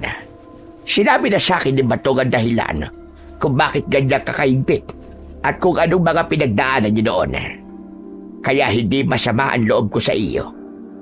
Wala kang dapat ihingi ng tawad dahil ginagawa mo lang ang trabaho mo para protektahan ng mga tao rito. Iniabot ni Lola ang kanyang kamay sa kapitan at nagkamay sila. Salamat po, Lola. Pero ngayong alam ko na ang kakayahan ninyo, hihingin ko po ang tulong ninyo. Kami man po ay nagsasawa na sa panggugulot pamimerwisyo nila sa amin. Gusto ko na pong tapusin ang kanilang kasamaan. Anong ibig mo't sabihin, Kapitan? Lola Ising, hindi pwedeng ganito na lang kami palagi. Na sa tuwing sasapit ang kabilugan ng buwan, ay mamumuhay na lang kami sa takot. Oo, may mga napatay si Badong. Pero alam ko, marami pa sila sa baluarte. Babalik at babalik sila para magiganti at pumatay ng mas marami pa sa amin. Kung gano'ng, Kapitan, ano ang gusto ninyong magyari? Kung kakayanin po, gusto sana namin sumugod sa baluarte. Gusto naming tapusan na ito ng minsanan. Kakayanin ho ba namin? Matutulungan niyo ho ba kami? Depende yon kung matatapatan natin ang dami nila. Malaki ang pag-asa nating manalo kung sakali mang sugurin natin sila sa kanilang teritoryo. Teka po, Lola. Pumapayag na po kayo makipaglaban sa mga aswang? Akala ko po ba ayaw niyong maging mersenaryo at ayaw niyo pong gamitin lang kayo ng ibang tao? Makinig ka, Apo. Iba ang usapang kanina. Hindi ko talaga gustong tumulong kung aasalan sila sa akin at hihintayin lang ako na magpakabayani. Ngunit ngayon sila na mismong nagsasabi na gusto nilang lumaban para sa kanilang sarili at para sa kaligtasan ng baryo nila. Doon ako pwedeng pumasok at tumulong. Kapitan, gusto ko lang ipaalala sa iyo dahil di laro ang papasukin natin ito. Sa oras na pumasok tayo sa baluarte ng mga aswang, ay wala nang atrasan. Patay kung patay. Handa ako, Lola Ising, at nakahanda rin ang mga kasama ko. Mas gusto ko pang mamatay ng lumalaban kaysa maghintay na lang dito habang isa-isa nilang inuubos sa mga tao sa baryo namin. Oras na para lumaban. Kung yun na pasya mo, hindi ko kayo tatagyan. Tutulungan ko kayo sa abot ng aking makakaya. Kami nitong apo ko. Oh, bakit naman po ako masasali dyan, Lola? Wala naman po akong alam sa pakikipaglaban sa aswang. Dahil ikaw ang magiging tenga at mata namin sa gabing ito, Freddy. Po, ano pong ibig niyong sabihin na ako magiging mata at tenga niyo? Makinig kang mabuti, Freddy, iho. Hindi mo ba napapansin? Mas malakas ang pandinig mo kaysa sa amin. Naririnig mo ang kaluskos ng mga aswang kahit malayo pa ang distansya nila. At malakas ang pakiramdam mo kumpara sa mga ordinaryong tao. Maging ang mga mata mo ay mas malinaw sa dilim kaysa sa kahit na sinong normal na tao. Napatulala ako. Lahat ng sinasabi ni Lola ay totoo. Madalas ko rin itong mapansin, pero binabaliwala ko lang. Matagal ko nang alam ang tungkol sa mga kakayahan mong yan, Apo. Pero hinahayaan ko lang at hindi ko sinasabi sa iyo. Dahil gusto ko sanang mabuhay ka na muna ng normal hanggat maaari dahil masyado ka pa bata. Pero Freddy, Apo, hindi mo na talaga maiiwasan ang tadhanang nakalaan para sa iyo. Ikaw talaga ang tagapagmana ng lahat ng ito at magpapatuloy sa tungkulin ng ating lahi. Lola, ibig bang sabihin ay magiging albularyo at mangangatay din po ako ng aswang? Nasa dugo mo na yan, Apo. At ngayong gabi, kailangan ng baryong ito ang regalong yan na nasa loob mo. Tumingin ako kay Kuya Badong at kay Kapitan Bito. Nakita ko sa mga mata nila ang malaking pagnanais na tuldukan na talaga ang pamimerwisyo sa kanila ng mga aswang. Iho, malaki ang tiwala namin sa iyo at sa lola mo. Kung totoo ang sinasabi niya, ikaw ang magiging alas namin sa pagsugod na ito. Matulungan mo sana kami. Sige po, payag na po ako. Kung ito po ang kailangan para matapos na ang lahat ng ito, gagawin ko po. Mabuti. Ngayon, Kapitan, tipunin mo na ang mga tao. Oras na para basbasan ko ang kanilang mga sandata at hihanda ang kanilang mga loob. Kailangan na natin kumilos sa lalong madaling panahon. Mabilis na kumilos ang mga taga-baryo. Tinawag na nila ang kanilang mga kasama. Lahat ng mga kalalakihan sa baryo ay kailangang tumulong. Walang maiiwan sa baryo, kundi ang mga may sakit lang at mga bata at mga babae. Pero meron ding ibang mga babae na sumama. May dala-dala din silang mga armas. Naglatag sila ng lona sa lupa at doon inilagay ang mga itak, sibat, latigo at iba pa. Lumapit si Lola Ising. Sa mesa, bitbit ang kanyang itim na bag. Kinuha niya ang isang bote ng langis na may kasamang mga ugat ng halamang gamot at nagpakuha siya ng isang mangkok ng asin na hinaluan ng abo sa kalan. Nagsimulang bumulong ng orasyon si Lola. Habang bumubulong siya, ay isinasawsaw niya ang daliri sa pinaghalo-halong sangkap sa mangkok at pinapahiran ang bawat sandatang nakalatag sa lona. Ang mga sandatang ito ay may taglay ng lason para sa mga aswang. Papabilisin ito ang kanilang kamatayan. Nang makumpleto na ang ritual at pagbabasbas, ay isa-isa nang pinulot ng mga kasama nila ang kanika nilang mga armas na gagamitin sa pagpuksa sa baluarte ng mga aswang. Handa na po kami, Lola. O siya, tara na. Tapusin na natin ang labang ito. Nagsimula na kaming maglakad. Binaybay na namin ang masukal na gubat papunta sa tinatawag nilang baluarte ng mga aswang. Sa gitna ng paglalakad namin, bigla akong may narinig. May mga bulong. Pinikit ko ang aking mga mata at nag-focus sa bawat detalye ng ingay na yon. Nasa unahan sila, nag-uusap-usap. Naramdaman ko ang kanilang presensya. Hindi lang sila iisa, kundi marami sila. Lola, nararamdaman ko na po sila. Marahil sila po yung mga bantay. Mag-iingat po tayong lahat. Nagpatuloy pa ang aming paglalakad hanggang sa itinaas na ni Kapitan ang kanyang kamay bilang hudyat na kailangan na naming tumigil. Sa sandaling yun, biglang may humuni ng matinis mula sa taas ng puno. Laban na, mga kasama! Mula sa dilim ay lumundag ang halos 6 na aswang. Kitang-kita ko silang pasugod lahat kay Kuya Badong. Kuya Badong, sa itaas mo! Dahil sa babala ko, mabilis na lumingon si Kuya Badong at iwinasiwas ang kanyang matalas na itak. Isang nakapangingilabot na sigaw ang umalingaw-ngaw sa buong paligid. Tumalsik ang itim na dugo sa damuhan. Nakita ko, bahagya pang umusok ang sugat nito na parabang nabuhusan ng napakatapang na asido. Ha! Mga hayop kayo! Papatayin ko kayo lahat! Papatayin ko kayo! Nag-aalab ang galit sa muka ni Kuya Badong. Hindi siya umatras. Sinalubong niyan lahat ang sunod-sunod na pag-atake ng mga aswang. Patay kung patay. Para siyang leon na galit na galit.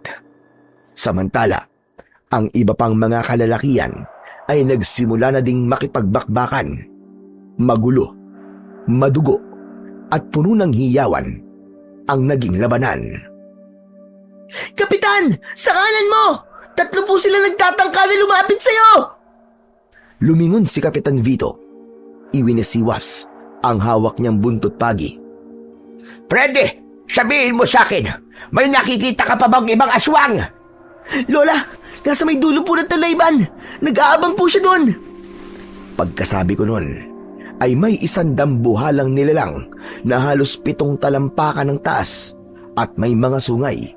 Sa palagay ko ay siya na ang pinuno ng mga bantay. Lola, ako na pangarap sa kanya!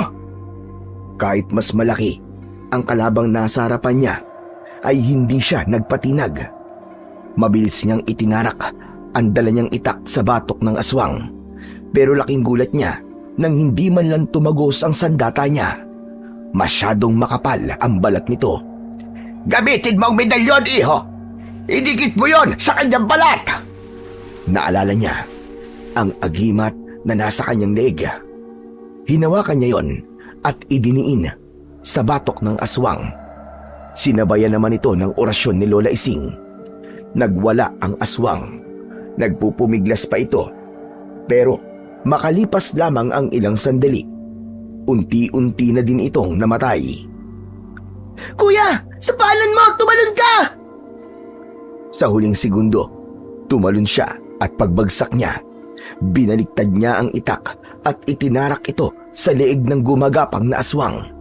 Sabay nito, ang dambuhalang aswang ay tuluyang bumagsak at nangisay hanggang sa masunog at naging abo. Hiningal kaming lahat. Ang paligid ay amoy ng nasusunog na dugo.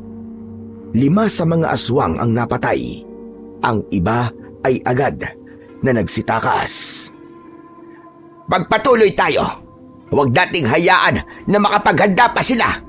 Bilisan natin! Nagpatuloy kami sa paglalakad ng mas mabilis. Ilang sandali pa ay nasa bungad na kami ng baluarte ng mga aswang. Sa tulong ng maliwanag na buwan, nakita ko ang kahindik-hindik na itsura ng kanilang kuta. Sa unang tingin, isa itong abandonadong sementeryo na may mga barong-barong na nababalot na ng mga baging. Ang amoy sa paligid ay nakakasuka. Amoy nabubulok na karne. May mga nakita akong nakakalat na mga buto at bungo ng tao at hayop sa lupa. Lola, sandali lang. Ang dami po nila. Hindi pa ako tapos magsalita ay nagsilabasan na ang mga aswang mula sa madidilim na sulok ng baluarte. Nagulat ang lahat nang makitang doble ang dami nila sa aming bilang. Naglalaway, nanlilisik ang mga mata at handang pumatay para ipagtanggol ang kanilang teritoryo. Pero sa halip na umatras ang mga taga-baryo, napansin kong mas lalo silang tumapang at humigpit ang pagkakahawak nila sa kanilang mga armas. Alam ng lahat ang dahilan kung bakit kami sumugod doon at wala nang atrasan dahil yun na lang ang huli naming pagkakataon para wakasan na ang sumpa. Para sa baryo!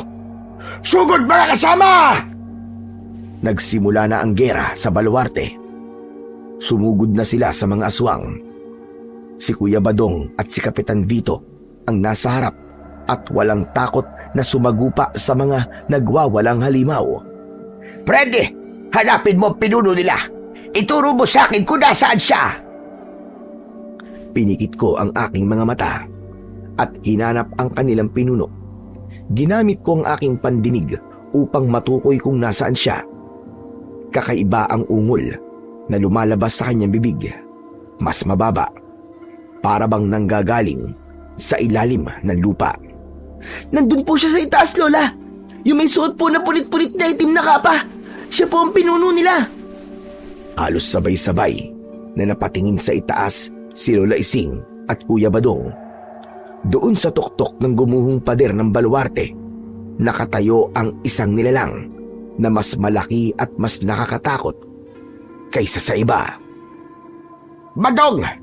Tapusin mo na, Badong! Nang marinig ni Badong ang utos, hindi na siya nag-atubili. Agad siyang humiram ng isang mahabang sibat sa kasamang taga-baryo at saka siya pumorma.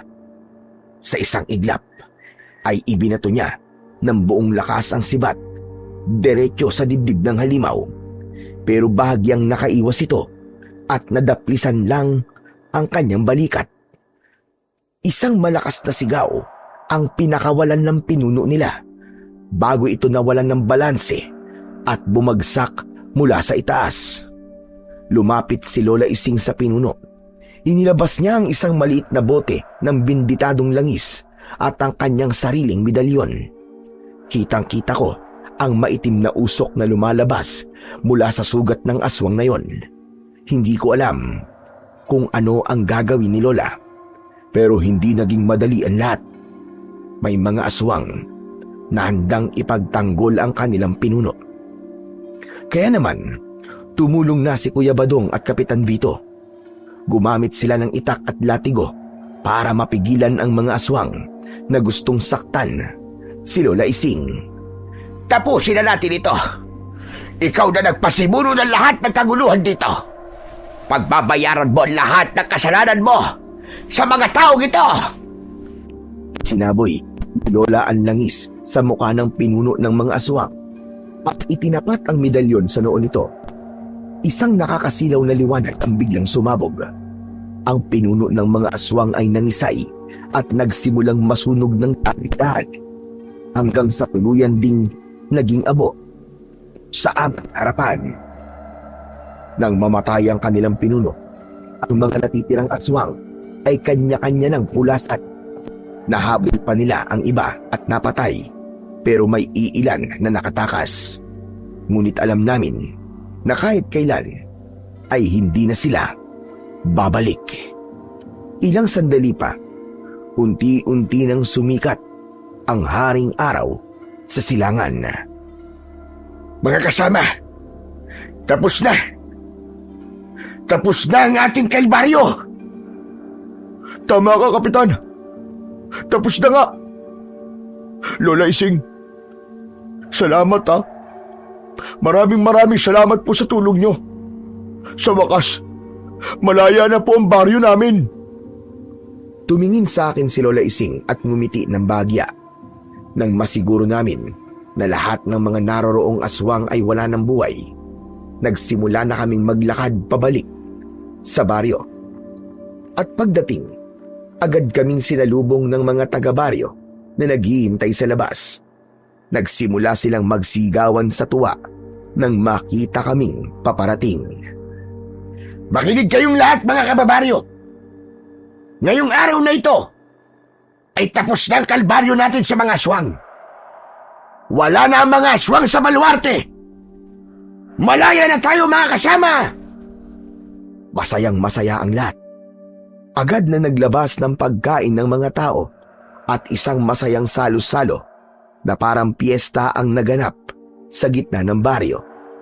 Ang umagang yon ay napuno ng sigla at ingay. Lumapit ang ilan sa amin at nag-alay ng mga bulaklak kay Lola Ising bilang pasasalamat. Ngumiti lang si Lola. Alam kong pagod siya, pero sulit naman ang lahat ng ginawa niya dahil nakita naming muling nabuhay ang pag-asa sa mata ng mga tao. Ilang oras pa ang lumipas bago namin tuluyang lisanin ang baryo ni Badong. Inihatid nila kami hanggang sa sakayan ng bus sa bayan. Ngunit bago kami sumakay, tinapik muna ni Kuya Badong ang balikat ko. Mag-iingat ka palagi ha. Hindi kita makakalimutan, Totoy. Hindi rin po kita makakalimutan, Kuya Badong. Lalo na't ikaw lang po natawag sa akin ng ganyan eh. Tuluyan na nga kaming nakauwi ni Lola Ising sa bahay namin. At agad kaming sinalubong ng mga kamag-anak naming labis na nag-aalala. Akala raw nila ay kasama kami sa mga namatay na pasahero ng naaksidenteng bus. Pero matapos ang ilang araw, ay nagbalikan din sila sa kani-kanilang mga bahay at naiwan kaming muli ni Lola. Kaya naman, balik kami sa dating gawi. Isang hapon, habang kumakain kami, bigla na lang siyang naging seryoso at kinausap ako ng masinsinan. Apo, ihahanda na kita. Panahon na para may matutunan ka sa akin bilang lola mo. Ano pong ihanda nyo? At para saan po? Iahanda kita bilang magiging tagapagmana ng lahat ng karunungan na alam ko.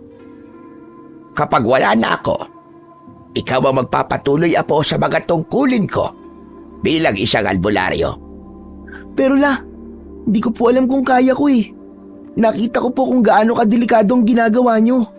Muntik na po tayo mapahamak dun sa baluarte ng mga aswang. Yun ang dahilan kung bakit kailangan mo matuto. Ang takot, Freddy, Apo, ay nawawala kapag meron kang alam. Hindi kita bibigyan ng tungkulin na hindi mo kaya. Ang pandinig at pakiramdam mo, yan ang pundasyon mo. Sayang ang regalong yan kung hindi mo alam kung paano mo ito gagamitin para protektahan ang sarili mo at ang ibang tao. Kaya ko po ba talagang maging katulad nyo, Lola? Hindi mo kailangan maging katulad ko, Apo. Alam kong mas magiging mahusay ka pa kaysa sa akin.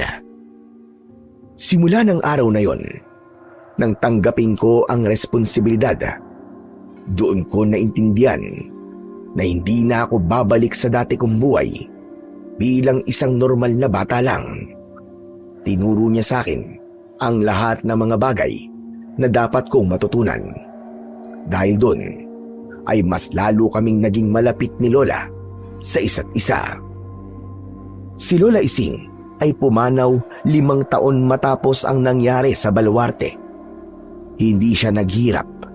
Natulog lang siya isang hapon at hindi na nagising. Pero bago siya nawala, kampante siya na alam ko na ang lahat ng dapat kong malaman. Ang huling bilin niya sa akin, huwag kong gagamitin ang kapangyarihan ko para manakit ng kapwa kung hindi ko naman kailangan. Tinandaan ko ang mahalagang bilin niyang yon hanggang sa kasalukuyan.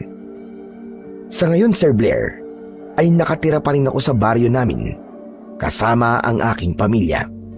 Ipinagpapatuloy ko ang legasiya ng aking lola bilang isang magaling at mabuting albularyo na nire-respeto sa buong bayan at maging sa mga karatigpok. Hindi man ako naging mayaman sa mga material na bagay, sapat na para sa akin ang pasasalamat ng mga taong natulungan ko. Ang bahay namin ni Lola Ising noon ay nananatiling bukas para sa lahat ng nangangailangan ng tulong. Hanggang dito na lamang po ang aking kwento at sana po ay may natutunan kayong aral. Ang tunay na pagtulong ay hindi sinusukat sa kung ano ang ating matatanggap, kundi sa kabutihang na ibibigay natin ng bukal sa loob. Ang magtiwala ay hindi kahinaan, kundi isang anyo ng pag-asa sa kabutihan ng kapwa. Ngunit hindi rin kasalanan ang mag-ingat. Ang masama ay ang mangusga kagad, ang ipagkait ang malasakit dahil lamang sa takot o pagdududa.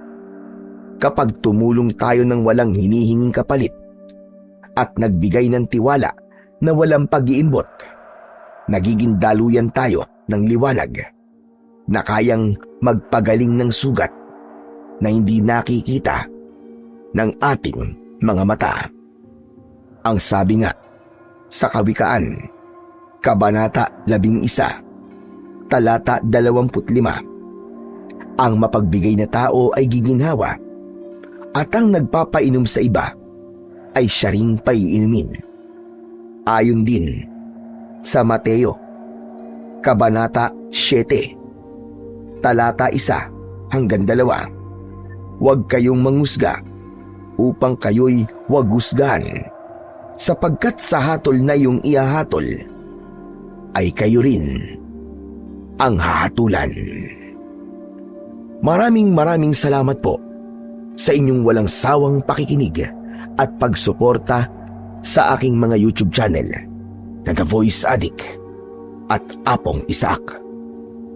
Patnubayan po nawa kayo ng poong may kapal.